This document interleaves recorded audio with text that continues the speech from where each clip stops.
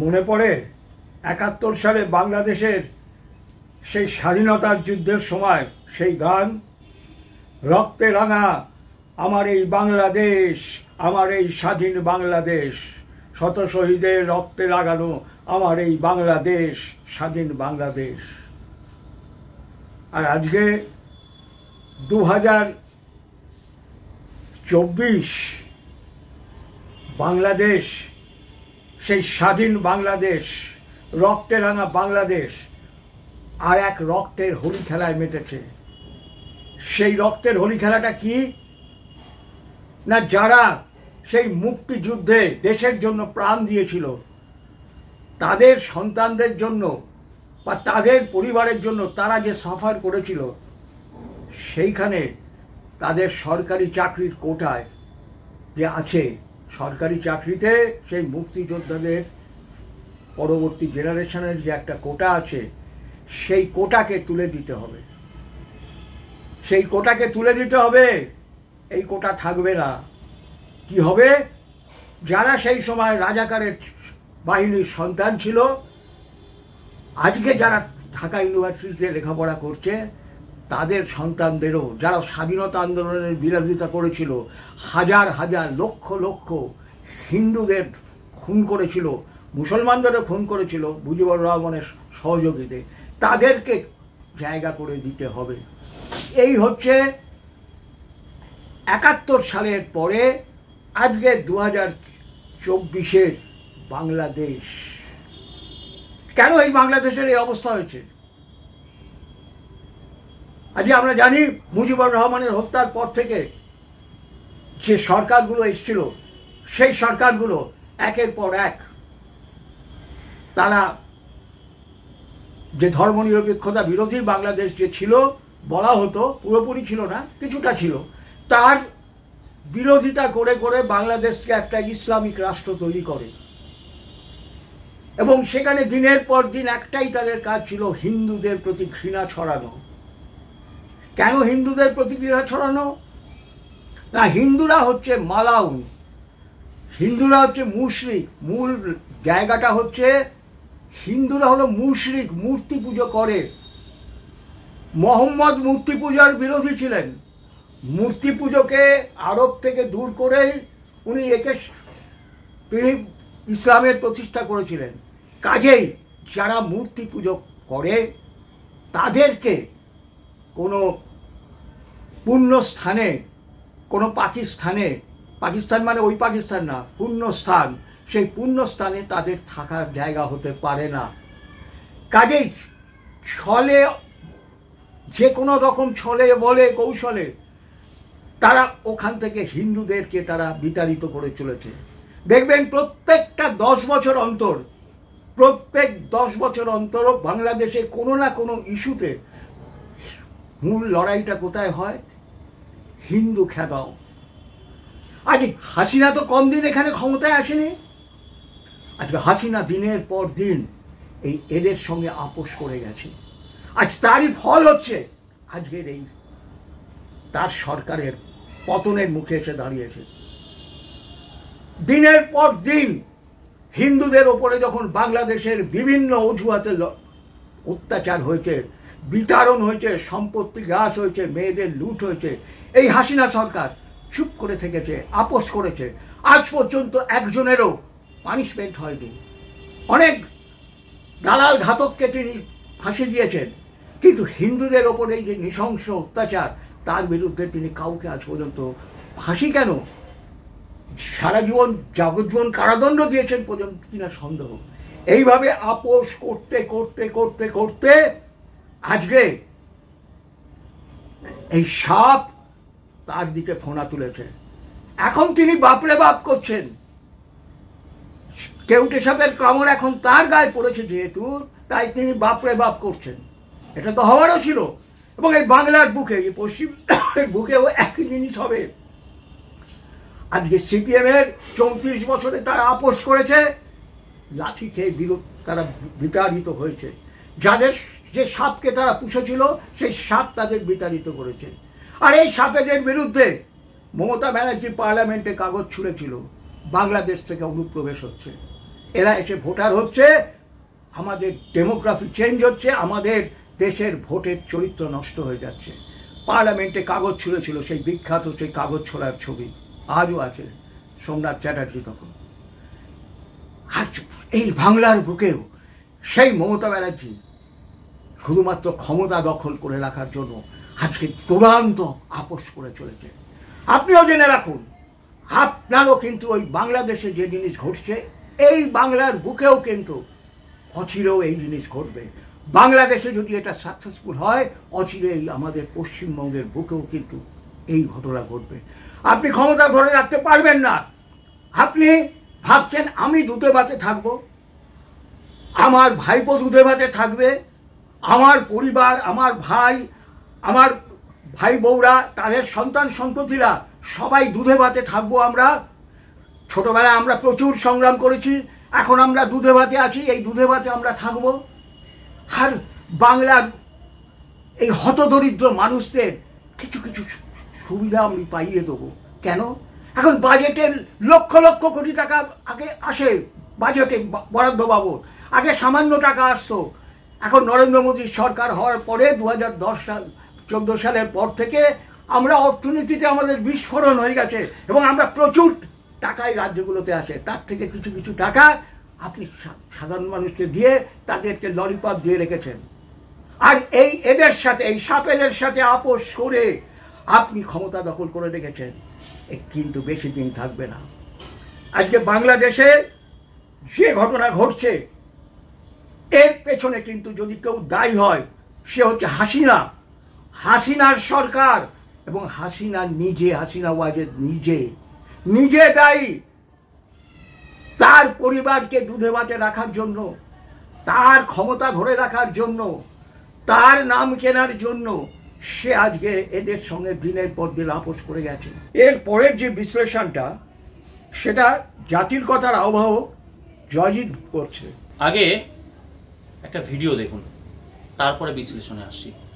ভারত যাদের মামার বাড়ি, বাংলা ছাড়ো তাড়াতাড়ি, দিল্লি না ঢাকা, দিল্লি না ঢাকা, ঢাকা ঢাকা, ভারতীয় আগ্রাসন দেখে দাও জনগণ, ভারত যাদের মামার বাড়ি, বাংলা ছাড়ো তাড়াতাড়ি।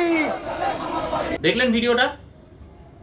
হচ্ছে কোটা বিরোধী নাকি আন্দোলন, সেইখানে স্লোগান কি উঠছে? ভারত যাদের মামার বাড়ি, বাংলা ছাড়ো তাড়াতাড়ি। কৌশিক সেন, মন্দাক্রান্তা, ছন্দাক্রান্তা, অপর্ণা সেন, সৌরভ গাঙ্গুলি, মমতা বন্দ্যোপাধ্যায়, অভিষেক বন্দ্যোপাধ্যায়, বুদ্ধদেব ভট্টাচার্য, এছাড়া আরো আছে যাদের কাছে বাংলা মানে বাংলাদেশের মোদের গরব, মোদের আশা, আমরি বাংলা ভাষা আর এই বাংলা মিলেমিশে নাকি একাকার। তারা মন দিয়ে শুনুন। মমতা বন্দ্যোপাধ্যায় ব্যস্ত 21শে জুলাইয়ের মঞ্চে, কিন্তু বাকিরা যারা জবলেস মাকুস, তারা ভালোভাবে শুনুন কি বলছে। ভারত যাদের মামার বাড়ি, বাংলা ছাড়ো তাড়াতাড়ি। ঠিক এইভাবেই ইউ জবলেস মাকুস, শতরূপ ঘোষ, ঐশী, দীপান্বিতা, আরো ইউ জবলেস মাকুস, তোমাদের পূর্বপুরুষকেও এইভাবেই লাথি মেরে ওপার থেকে এই মামার বাড়িতে পাঠিয়েছে। আর এই মামার বাড়িতে এসে শতরূপ ঘোষ অ্যান্ড কোম্পানি মাকুস, মামার বাড়িতে গেলেই বাঁদরামোটা বেড়ে যায় ছেলে মেয়েদের, সেই বাঁদরামো এখানে তোমরা করে চলেছ। আরো একটা ভিডিও আছে, আসছি এটাতে আসছি, তারও আগে আরো একটা ভিডিও আছে, কিন্তু দেখানো যাবে না কারণ ইউটিউবের কমিউনিটি স্ট্যান্ডার্ড ভায়োলেশনে পড়ে যাব আমরা। সিরিয়াতে যদি ওই একটা বাচ্চার গলা খ্যাচ খ্যাচ খ্যাচ করে কেটে দেয়, সেই ভিডিও ইউটিউব তুলবে না, সেই ভিডিও ইউটিউব তুলবে না, কারণ সেখানে জিহাদ হচ্ছে, জিহাদ, পবিত্র জিহাদ। কিন্তু এখানে দেখানো যাবে না। কি? বাংলাদেশে একটি হিন্দু হস্টেল, সেখানে হিন্দু হস্টেল মানে হস্টেল, সেখানে হিন্দু ছাত্ররা থাকে। কোটা বিরোধী আন্দোলনে হামলা হলো সেই হস্টেলে। এরকম 7-8 তলা একটা ফ্ল্যাট, সেখান থেকে দেখছি ছেলেরা প্রাণ ভয় পাইপ ধরে, একটা পাইপে, ওই সরু জলের পাইপে 5-6টা ছেলে এরকম করে রয়েছে। তারপরে একটা ছেলের হাত ফসকে গেল, এরকম এই দেয়ালে ওই দেয়ালে ধাক্কা খেতে খেতে মাটিতে পড়ে গেল, চুরমার হয়ে গেল শরীরটা। সেই আমেরিকা ওয়ার্ল্ড ট্রেড সেন্টারের কথা মনে পড়িয়ে দেয়, যেখানে আগুন থেকে বাঁচতে 50 তলা থেকে মানুষ ঝাঁপ দিয়েছিল, আমরা দেখে শিউরে উঠেছিলাম, সেইটা দেখে শিউরে উঠেছিলাম। কিন্তু এটা দেখে কিন্তু মন্দাক্রান্তা, সন্ধ্যাক্রান্তা, মামার বাড়িতে আসা শতরূপ ঘোষ, মামার বাড়িতে আসা দীপান্বিতা, ঐশী, এরা কিন্তু সেটা দেখে শিউরে উঠবে না। উল্টে বদমাইশিটা দেখুন, উল্টে এই জবলেস মাকুসদের বদমাইশিটা দেখুন কি করছে আজকে কলকাতার জায়গায় জায়গায়, বাংলাদেশ দূতাবাসের সামনেও হাসিনার বিরুদ্ধে যে মুক্তিযোদ্ধাদের জন্য, ছাত্র তাদের সন্তানাদিদের জন্য, তাদের নাতি নাতনিদের জন্য একটা কোটা, এবং যেটা কোর্টের অর্ডারে হয়েছে, সেইটার বিরুদ্ধে এই জবলেস মাকুস নেমেছে রাস্তায় হাসিনার মুন্ডুপাত করতে। কেন কোটা থাকবে, কেন রিজার্ভেশন থাকবে? সবার জন্য অধিকার সমান, সবার পড়ার অধিকার সমান। খুব ভালো কথা ইউ জবলেস মাকুস। তাহলে যদি ভারতবর্ষের বুকে এই এসসি, এই এসটি ক্যাটাগরিতে যে রিজার্ভেশন আছে, এই যে আমাদের যে শিক্ষা ব্যবস্থাতে যে রিজার্ভেশন আছে, সেই রিজার্ভেশন তোলার যখন কথা হয়, তখন তোরা ওই যন্তর মন্তর থেকে তোরা কেন হাল্লাবোল করিস? তখন কেন যাদবপুর ইউনিভার্সিটি থেকে মশাল নিয়ে রং মশালের বাঁদরামো করে বলিস যে আমাদের এখানে রিজার্ভেশন থাকতে হবে, আমাদের যে শোষিত সমাজ, সেই সমাজকে অধিকার দিতে হবে? ইউ জবলেস মাকুস, you Shatarupa scumbag, you Dipanwita scumbag, you Aishi scumbag, তোরা সব স্কামব্যাগ। মামার বাড়িতে এসে তোরা স্কামব্যাগ বদমাইশ কতগুলো বাঁদরামো করছিস। এই প্রশ্ন তুলবেন প্রতিটি বামপন্থীকে নিজের পাড়াতে, একদম পার্টি অফিসে ঢুকে প্রশ্ন তুলবেন যে বাংলাদেশে কোর্টের আদেশে যে কোটা তৈরি হয়েছে, সেই কোটার বিরুদ্ধে যদি তোমরা প্রতিবাদ করো, প্রথমত ওদের দেশের ব্যাপার, আরে তোরা তো বাপে খেদানো, মায়ে খেদানো, জিহাদি দিয়ে খেদানো, তোরা এখানে এসে ভারতে এসে এখন বলিস ফেক ইয়ে যে আমরা ভারতবাসী।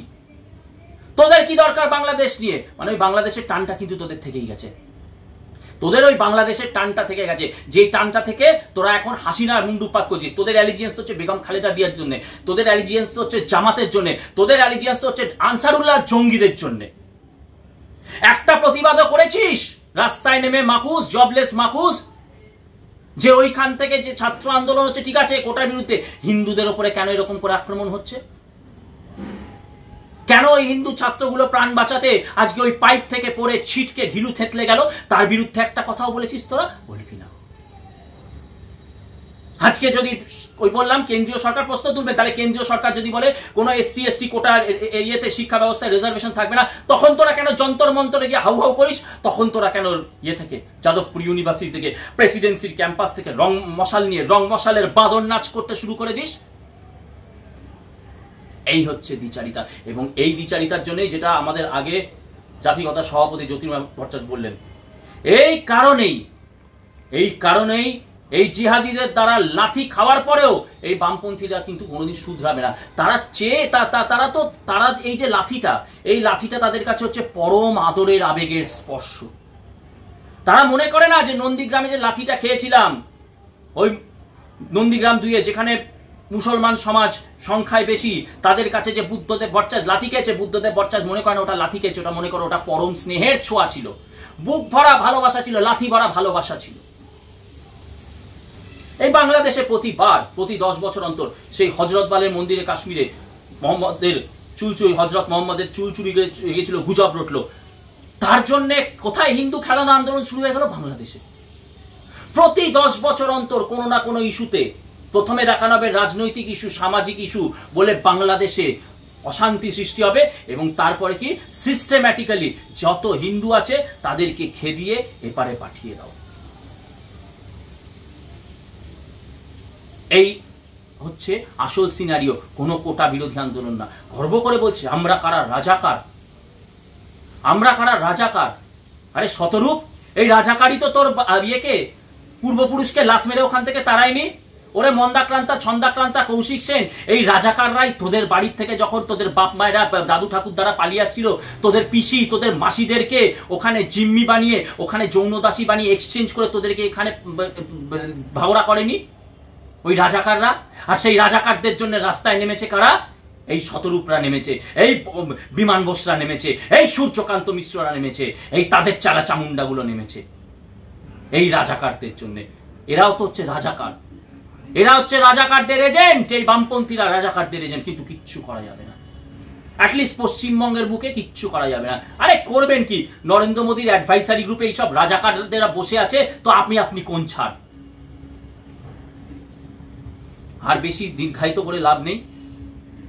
ভারত যাদের মামার বাড়ি, বাংলা ছাড়ো তাড়াতাড়ি, হ্যাঁ ওপার থেকে চলে আসবে, কিছুদিন পরেই দেখবেন এপারে আসবে। কিন্তু আইরানিটা হচ্ছে, দুঃখের বিষয় হচ্ছে, ওই যে ছেলেগুলো আজকে পাইপ ধরে ঝুলছে, ঠক ঠক করে কাঁপছে, সেই ছেলেগুলোই কিছুদিন পরে এখানে এসে ওই রাজাকারদের সমর্থনে এই আমাদের মতন মানুষ, এই ভূমিপুত্রদেরকে জেহাদি তাকমা লাগিয়ে দিয়ে আমাদের কর্মস্থলের বাইরে গিয়ে চিৎকার করবে, এই সাম্প্রদায়িক লোকগুলোকে এই কর্মস্থল থেকে ছাঁটাই করতে হবে, এই সাম্প্রদায়িক লোকগুলোকে এই পাড়া থেকে ছাঁটাই করতে হবে, এদেরকে চিহ্নিত করুন, এদেরকে চাপকে শায়েস্তা করতে হবে। সেই জন্যে বলি, আমার কোনো সহানুভূতি নেই, আমার কোনো সহানুভূতি নেই বাংলাদেশের ওই যে পাইপের যে আতঙ্কে কাঁপছে যে ছেলেগুলো, কিছুক্ষণ পরে হয়তো গিলু থেতলে যাবে, কোনো সহানুভূতি নেই। কারণ তাদেরই মতন ওই শতরূপরাও একদিন ওই পাইপে ওই পিপে বে এপারে এসে এই আমাদেরকে সাম্প্রদায়িক বলে দাগিয়ে দেয় হক কথা বলার জন্যে। সেই জন্যে কোনো নেই। এবং পরিশেষে বলি, যত তাড়াতাড়ি বাংলাদেশ ইসলামিক রাষ্ট্র হয়, এপারে অ্যাটলিস্ট পশ্চিমবঙ্গের হিন্দুদের জন্য মঙ্গল। কারণ তখন আর ওই 21শে ফেব্রুয়ারি, আমার ভাইয়ের রক্তে রাঙানো 21শে ফেব্রুয়ারি আমি কি ভুলবো না, এই বাঁদরামোটা অন্তত বন্ধ হবে, এই দ্বিচারিতাটা বন্ধ হবে, হিপোক্রেসিটা বন্ধ হবে, রাস্তায় রাস্তায়, অফিসে অফিসে, কলেজে কলেজে, ইউনিভার্সিটিতে, স্কুলেতে এই বাঁদরামো বন্ধ হবে। 21শে ফেব্রুয়ারি আমার ভাষা দিবস নয়, ওখানে আমার ভাইয়েরা রক্ত দেয় দিয়ে ভাষা দিবস তৈরি করেনি, বাংলা ভাষা তৈরি করেনি। আব্বু আম্মি চাচা পুপা খুলা খালা গোসল নাস্তা এই বাংলা ভাষার জন্য আমাদের ওই বাঙালিরা প্রাণ দেয়নি।